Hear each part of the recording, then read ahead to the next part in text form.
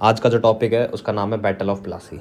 आपने ये battle of Plassey हर जगह से पढ़ा होगा, आपने बुक्स में भी पढ़ा होगा, किसी के यूट्यूब वीडियोस भी देखे होंगे, लेकिन मेरे हिसाब से, जिस हिसाब से मैं पढ़ाऊँगा, शायद आपने पहले कभी नहीं पढ़ा होगा। किसी भी चीज़ को समझने के लिए आपको कुछ चीज़ें इंपॉर्टेंट होती हैं समझना। जैसे पहली चीज़, उस कहानी का बैकग्राउंड क्या था।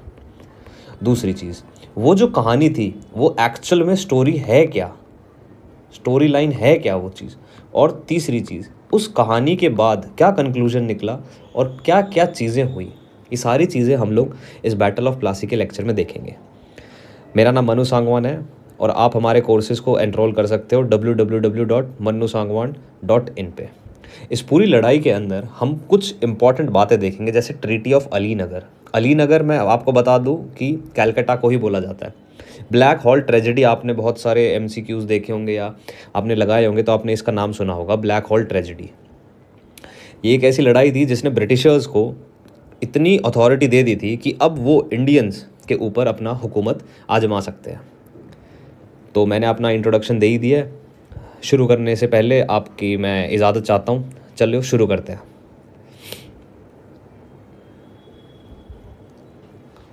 ठीक है, तो सबसे पहले हम लोग देखेंगे कि इसका बैकग्राउंड क्या है।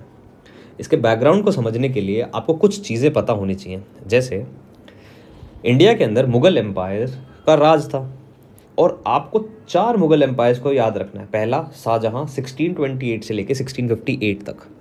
इस शाहजहाँ ने, ये क्यों याद रखना है? ये इसीलिए याद रखना है क्योंकि इसके टाइम के ऊपर एक सूबेदार था। अब सूबेदार क्या होते हैं? देखो, मुग़ल्स के अंदर जब मुग़ल एम्पायर का राज था तो उन्होंने इंडिया को अलग अलग प्रोविंसेस में बांटा हुआ था। इस पूरे एरिया में शाहजहाँ का रूल था, अलग अलग प्रोविंसेस में बांटा हुआ था और उस हर एक प्रोविंस को गवर्न करने के लिए एक सूबेदार अपॉइंट कर रखा था। अलग अलग जगह पे अलग अलग चीज़ें बोलते हैं।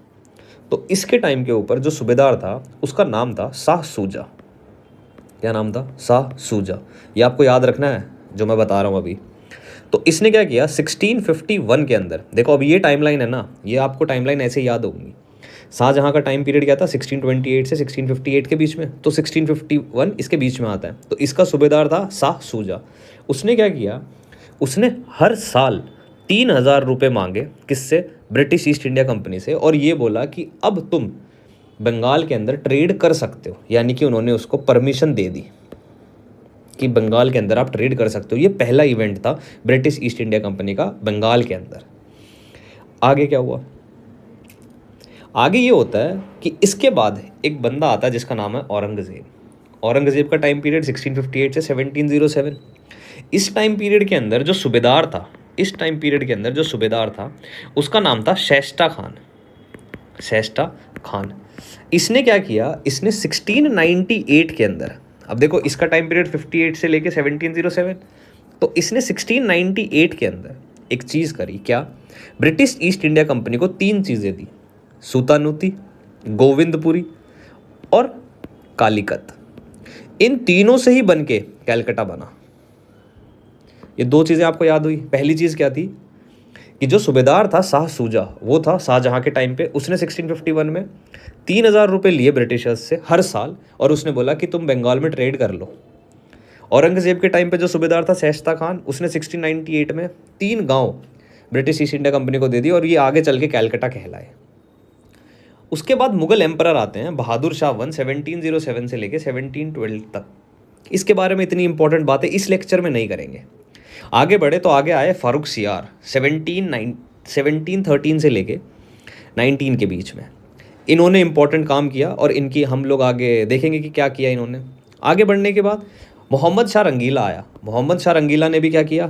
मोहम्मद शाह रंगीला भी बहुत ही ज़्यादा अपना रंगीन आदमी था, उसने भी इतना कुछ कार्यपाल संभाला नहीं।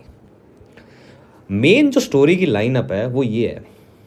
ये हमने देखा मुग़ल एम्पायर को कि मुग़ल एम्पायर में कौन कौन से रूलर थे, क्या क्या टाइम। तो हमने 2 चीज़ें इंपॉर्टेंट थी। पहली क्या? जो सूबेदार था, कौन सा? 1651 में शाह सूजा, उसने 3000 रुपये लिए और ब्रिटिश ईस्ट इंडिया कंपनी को एक परमिशन दे दी। दूसरा, एक सूबेदार था जिसका नाम था शेस्टा खान, उसने 1698 के अंदर गोविंदपुर, सुतानीति और कालीकत को 1200 रुपये में ब्रिटिश ईस्ट इंडिया कंपनी को दे दिया। इतना समझ में आया? आगे बढ़ते हैं। अब बंगाल की हिस्ट्री को समझते हैं। देखो बंगाल के अंदर, बंगाल के क्या है? कुछ भी नहीं है।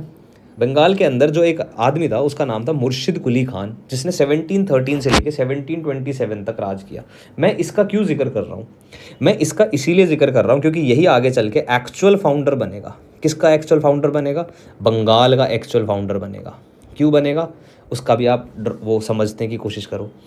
देखो होता क्या था, मुगल एम्पायर के टाइम के ऊपर यहाँ पे सपोज करो मुगल एम्पायर बैठा हुआ है, मुगल एम्पायर बैठा है। इस मुगल एम्पायर के अंदर कुछ प्रोविंसेस हैं, उन प्रोविंसेस को गवर्न करने के लिए यहाँ पे गवर्नर बनाए हुए हैं। मैं पी से नाम लिख देता हूँ प्रोविंस का। इन प्रोविंसेस के अंदर कुछ सूबे हैं,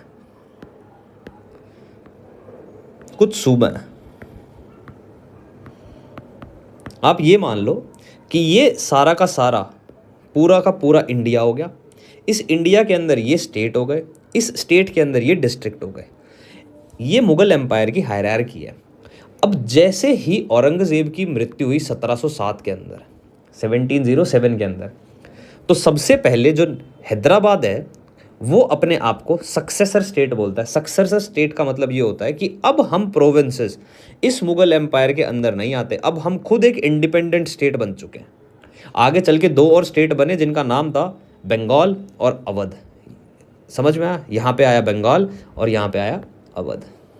इतना भी समझ में आ गया? आगे बढ़ते हैं। तो यहीं से बंगाल आया और ये बंगाल पे किसका राज था? मुर्शिद कुली खान का। ये अभी नहीं हुआ, आने वाले टाइम में हुआ।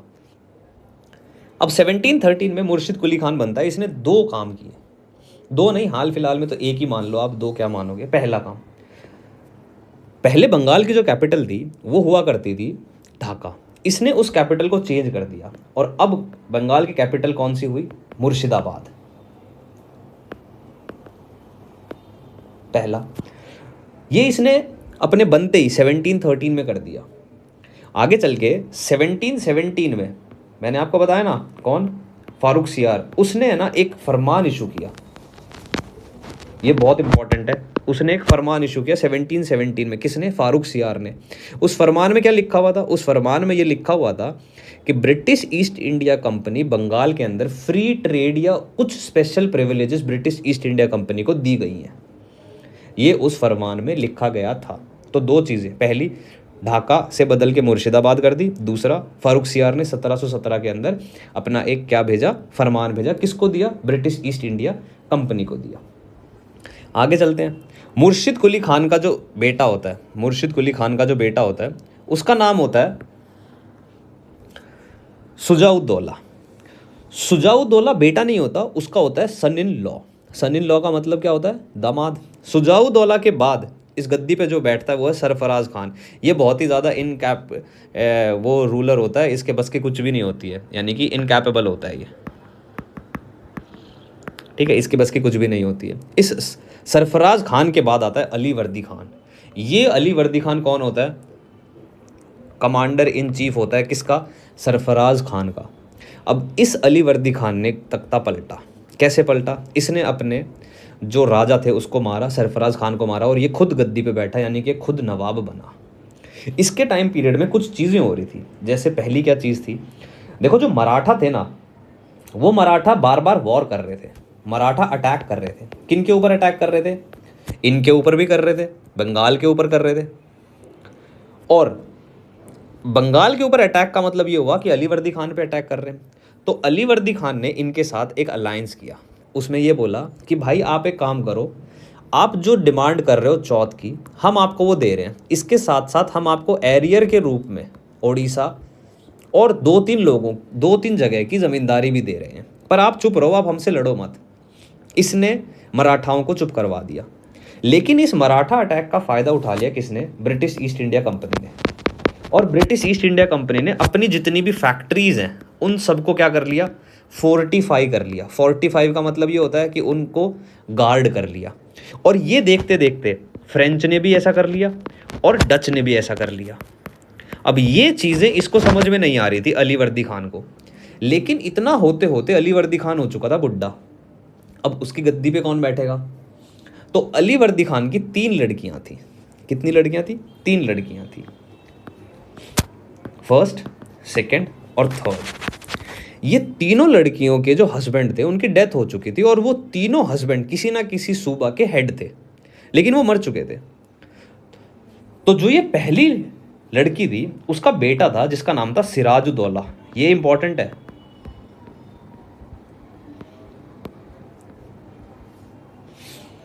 जो दूसरी बेटी थी उसका नाम था घाश्ती बेगम, और जो तीसरी बेटी थी उसका बेटा था शौकत जंग।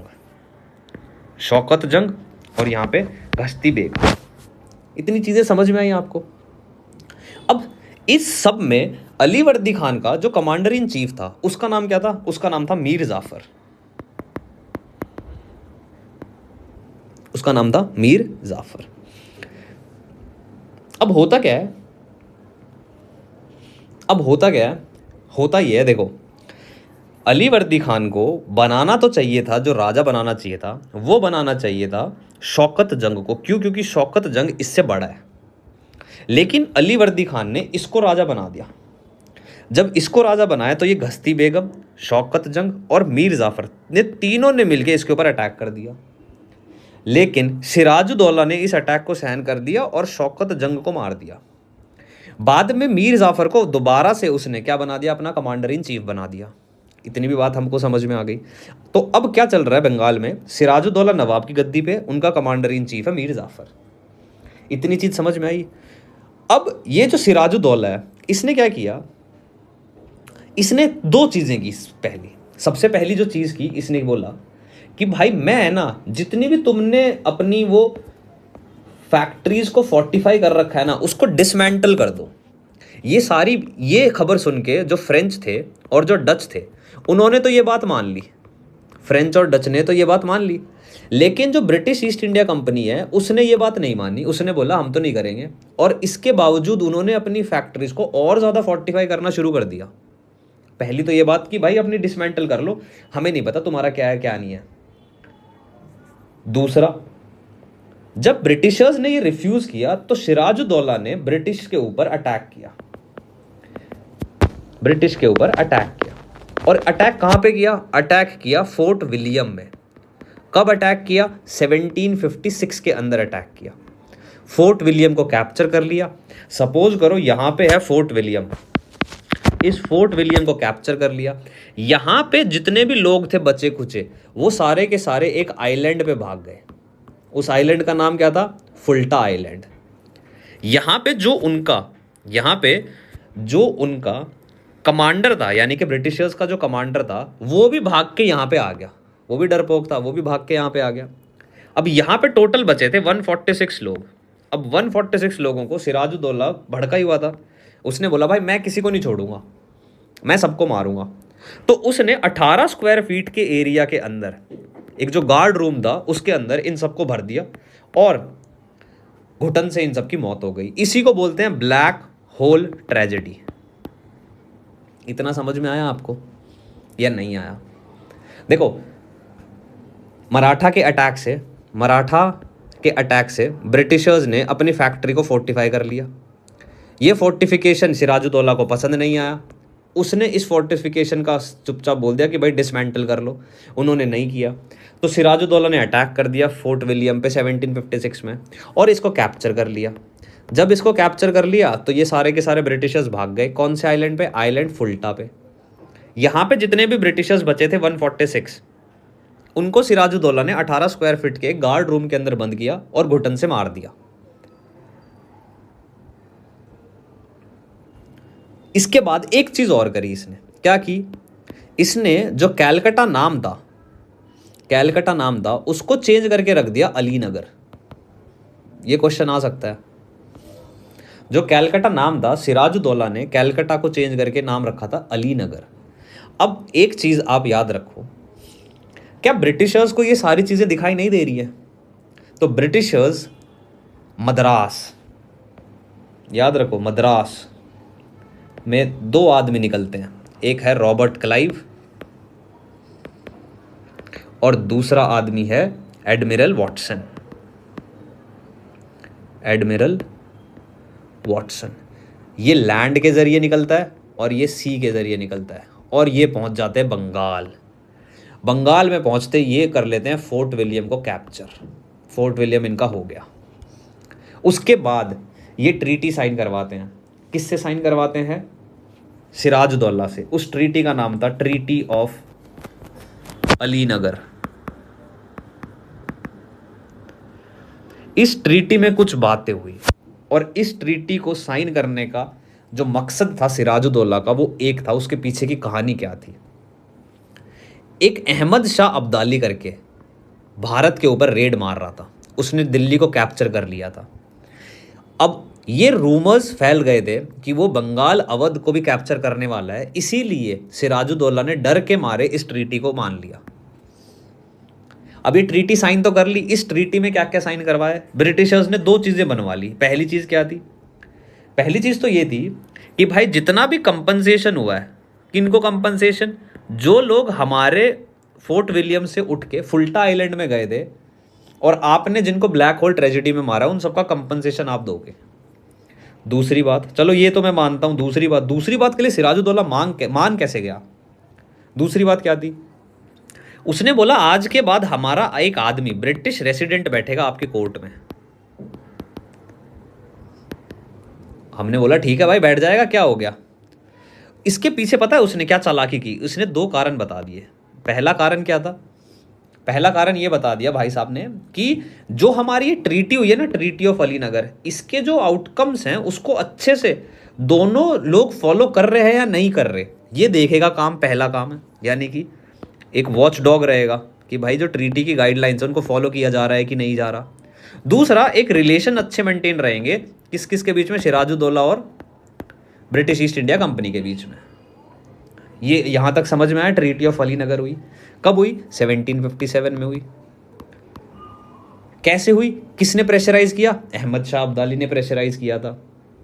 उसके बाद ये जो रेसिडेंट का है ना, ये रेसिडेंट का खेल आपको समझना पड़ेगा। इस रेसिडेंस के खेल को समझने के लिए ट्रीटी ऑफ अलीनगर के बाद आपने चीज़ें समझ ली कि इसमें दो चीज़ें हुई, ब्रिटिश रेसिडेंट आ गया था। अब जो ब्रिटिश रेसिडेंट आया उसका जो नाम था वो था विलियम वॉट। और पता है रॉबर्ट क्लाइव ने इसको एक चीज़ कह के बोला था, क्या? कि भाई तू वहाँ जा रहा है, तेरा एक कारण होगा। क्या? तेरे को वो लोग ढूंढने हैं जो सिराजुद्दौला के ट्रेटर्स हैं। इसने वो 4 लोग ढूंढ लिए। पहला ओमीचंद, दूसरा राय दुर्लभ, तीसरा जगत सेठ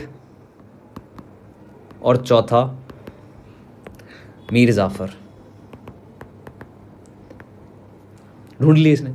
ये जगत सेठ कोई बैंकर था, अच्छा खासा बैंकर था ये, और मीर जाफर तो आपको पता है कमांडर इन चीफ था।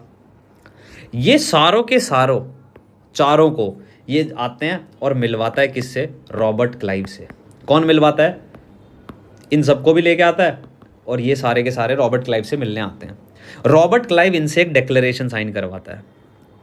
उस डिक्लेरेशन में ये बोलता है कि मैं अब नवाब बनाऊंगा इसको। किसको? मीर जाफर को। लेकिन एक कंडीशन पे बनाऊंगा। क्या कंडीशन? कंडीशन ये रहेगी कि मीर जाफर नवाब बनने के बाद मेरे को और ब्रिटिश ईस्ट इंडिया कंपनी को अंधा पैसा देगा। मीर जाफर ने बात मान लेता है, ये सब मान लेते हैं और यहाँ पे अपने अपने साइन कर देते हैं। जैसे ही इन्होंने साइन किए वैसे ही, जैसे ही इन्होंने साइन किए वैसे ही, और इसी को क्या बोला गया? इसी को बोला गया सीक्रेट अलायंस। अलायंस किस किस के बीच में थी? एक तरफ था रॉबर्ट क्लाइव और एक तरफ ये 4 पर्सन थे। इनके बीच में क्या बन गई? सीक्रेट अलायंस बन गई। जैसे ही ये सीक्रेट अलायंस ने साइन किया, रॉबर्ट क्लाइव ने भाई साहब यहाँ पे डिक्लेरेशन ऑफ वॉर का एक परचम किसको भेज दिया? डिक्लेरेशन ऑफ वॉर का नोटिस भेज दिया। किसको भेज दिया? सिराजुद्दौला को भेज दिया। क्या बोला? भाई साहब बात सुन ले, तूने ट्रीटी ऑफ अलीनगर को मिसयूज किया है, इसीलिए हम तुम्हारे ऊपर वॉर डिक्लेयर कर रहे हैं। ये बात सुनते ही वो हक्का बक्का रह गया, और जैसे ही वो हक्का बक्का रहा, यहाँ से एक जगह से चलते हैं कौन? सिराजुद्दौला और इसकी फोर्सेस, 50,000 के आसपास इसकी फोर्सेस थी। दूसरी तरफ से आते हैं रॉबर्ट क्लाइव। रॉबर्ट क्लाइव की कुछ हज़ारों की ही फोर्स थी, लेकिन रॉबर्ट क्लाइव अपनी तोपें आजमाना शुरू करता है। किसके ऊपर? सिराजुद्दौला के ऊपर। सिराजुद्दौला बोलता है कमांडर इन चीफ को, भाई मीर जाफर क्या हुआ, हमारी तोपें क्यों नहीं चल रही है? मीर जाफर बोलता है साहब जो कल रात को बारिश हुई है ना, उसने बारूद को गीला कर दिया है, इसीलिए अब हमारे पास बारूद नहीं है, तो अब क्या करें? तो सिराजुद्दौला मीर जाफर से पूछता है भाई तू बता मैं क्या करूं? मीर जाफर बोलता आप एक काम करो, आप चले जाओ यहां से, मैं इनको संभालता हूं। मीर जाफर भाग जाता है। थोड़े दिनों के बाद मीर जाफर का जो बेटा रहता है मीरान, वो सिराजुद्दौला को मार देता है। इतनी सी ही हुई है, ये वॉर खत्म हो गई। लेकिन इस वॉर ने हमें बहुत सी चीजें सिखाई। क्या क्या? कैसे रॉबर्ट क्लाइव जैसे एक इंसान ने पूरी इंडिया की जो पॉलिटिक्स थी उसमें घुस के अपने खुद के इकोनॉमिक इंटरेस्ट के लिए इंडियन पॉलिटिक्स को चेंज कर दिया। मीर जाफर का बेटा मीरान सिराजुद्दौला को मार देता है, इनके बीच में आपस में एक ट्रीटी साइन हो जाती है, ठीक है, हो गया सब कुछ। उसके बाद मीर जाफर रॉबर्ट क्लाइव को 24 गांव की परागना देता है, इसके साथ साथ बहुत सारा पैसा देता है, और एक चीज बोलता है कि आज से ट्रेड और कॉमर्स बंगाल में आप फ्री में कर सकते हो। इनको बहुत सारी चीजें मिली, किसको? रॉबर्ट क्लाइव को बहुत चीजें मिली, ठीक है, बोला मान लिया। तो ये पूरी की पूरी क्या थी? Battle of Plassey. आपको क्या क्या याद रखना है, आपको पता होगा क्या क्या। बंगाल में घुसे कैसे, 3,000 रुपये दिए थे हर साल। उसके बाद 3 विलेज लिए, सूतानीति, गोविंदपुर और कलिकत, ये भी समझ में आ गया। उसके बाद बंगाल की हायरार्की को समझा, मुगल्स की हायरार्की को समझा। ये देखा कि अली वर्दी खान का जो एक बेटा था, जो एक बेटा कह रहा हूँ पोता था, लड़की का बेटा था सिराजुद्दौला, वो कैसे गद्दी पे बैठता है। मराठाओं से डर के फोर्टिफिकेशन कर लेते हैं, कौन? ब्रिटिश, फ्रेंच और डच। सिराजुद्दौला को ये पसंद नहीं आता, वो फोर्ट्स को हटा देता है। ब्रिटिश ईस्ट इंडिया कंपनी हटाती नहीं है, इसलिए 1756 के अंदर उनके ऊपर अटैक कर देता है, फोर्ट विलियम के ऊपर। वो भाग जाते हैं, ब्लैक होल ट्रेजेडी हो जाती है। उसके बाद मद्रास से फोर्सेज आती हैं रॉबर्ट क्लाइव की और एडमिरल वॉटसन की। वो वॉटसन की फोर्सेज आती हैं, वापस से फोर्ट विलियम को कैप्चर कर देती हैं और अपना कंट्रोल रीगेन कर लेती हैं। उसके बाद एक ट्रीटी साइन होती है 1757 में, जो सिराजुद्दौला किसी के प्रेशराइज्ड में आके करता है, वो था अहमद शाह अब्दाली, जिसमें उनके आसपास के एरियाज़ में ये रूमर्स फैले हुए थे कि भाई साहब ने दिल्ली को कैप्चर कर लिया, कभी अवध और बंगाल को भी कैप्चर ना कर ले। इसीलिए वो साइन कर देता। इस ट्रीटी ऑफ अलीनगर में 2 चीज़ें हुई। पहली कि भाई सिराजुद्दौला तू कंपनसेशन देगा, हमारे जितने भी लोगों को तूने यहाँ से मारा था और ब्लैक होल ट्रेजेडी में जितने भी लोग मरे थे। और दूसरा, हम अब से तेरी कोर्ट में एक ब्रिटिश रेसिडेंट अपॉइंट कर रहे हैं। और पहला ब्रिटिश रेसिडेंट विलियम वट्स गया। विलियम वट्स ने जाते इसके ट्रेटर्स को देखा। ट्रेटर्स इनको 4 मिले, ओमनीचंद, राय दुर्लभ, मीर जाफर, जगत सेठ। जगत सेठ एक बैंकर था, मीर जाफर एक कमांडर इन चीफ था। इन चारों को रॉबर्ट क्लाइव से मिलवाया, वहाँ ले जाके इनसे साइन करवाए। जैसे ही इन्होंने साइन कर दिए, रॉबर्ट क्लाइव ने यहाँ से डिक्लेरेशन ऑफ वॉर भेज दिया, ये बोल के कि तूने ट्रीटी ऑफ अलीनगर का मिसयूज़ किया है। जैसे ही ट्रीटी ऑफ अलीनगर का मिसयूज़ इनको पता चला, यहाँ से जाता है सिराजुद्दौला और वहाँ से आता है रॉबर्ट क्लाइव। ये जहाँ पे मिलते हैं उस जगह का नाम था प्लासी, इसीलिए इस जगह का नाम पड़ा इस बैटल का नाम पड़ा बैटल ऑफ प्लासी। उसके बाद रॉबर्ट क्लाइव मीर जाफर को गद्दी पे बैठा देता है और खुद अपने ऐशो आराम की ज़िंदगी जीता है। ये थी बैटल ऑफ प्लासी। अगर आपको ये पसंद आया हो तो आप आगे चल के हमारे को फॉलो कर सकते हो, हमारे यूट्यूब चैनल को सब्सक्राइब कर सकते हो। आगे के वीडियोस भी ऐसे ही रहेंगे, थोड़े और इंटरेस्टिंग होंगे, लेकिन आप ये ज़रूर समझो कि आपको याद कैसे रखना है। वीडियोस कैसे भी हों, आपके दिमाग में जाना चाहिए, ठीक है। तो मिलते हैं जल्द ही। पढ़ते रहिए, हंसते रहिए और देखते रहिए मन्नू सांगवान। जय हिंद, जय भारत, धन्यवाद।